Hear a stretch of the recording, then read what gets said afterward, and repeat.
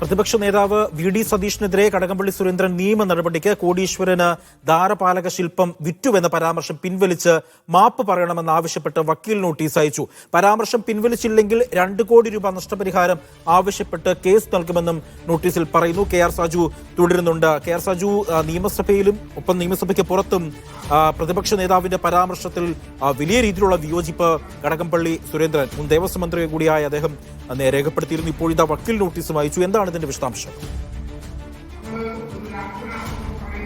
അജി, നിയമസഭയ്ക്കുള്ളിൽ പ്രതിപക്ഷ നേതാവ് ഉന്നയിച്ച ആരോപണങ്ങൾക്ക് നിയമപരമായ പരിരക്ഷയുണ്ട്. പക്ഷേ പ്രതിപക്ഷ നേതാവ് ഈ ആരോപണം ആദ്യമായി കടകംപള്ളി സുരേന്ദ്രനെതിരെ ഉന്നയിക്കുന്നത് നിയമസഭയ്ക്കുള്ളിലല്ല, നിയമസഭയ്ക്ക് പുറത്താണ്.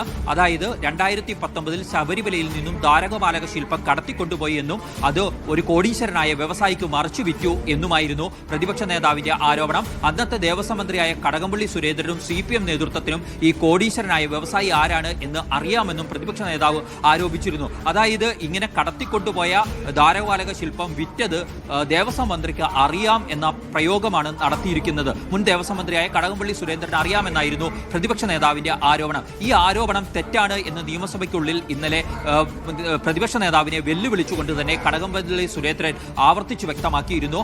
അതിനുശേഷം ഇന്ന് വീണ്ടും പ്രതിപക്ഷ നേതാവ് ഈ ആരോപണം സഭയ്ക്കകത്തും പുറത്തുമൊക്കെ ഉന്നയിക്കുകയും ഒക്കെ ചെയ്തു. ഈ പശ്ചാത്തലത്തിലാണ് പ്രതിപക്ഷ നേതാവിനെതിരെ നിയമ നടപടികളുമായി മുന്നോട്ട് പോകാൻ കടകംപള്ളി സുരേന്ദ്രൻ എന്ന മുൻ ദേവസ്വം മന്ത്രി തീരുമാനം എടുത്തത്.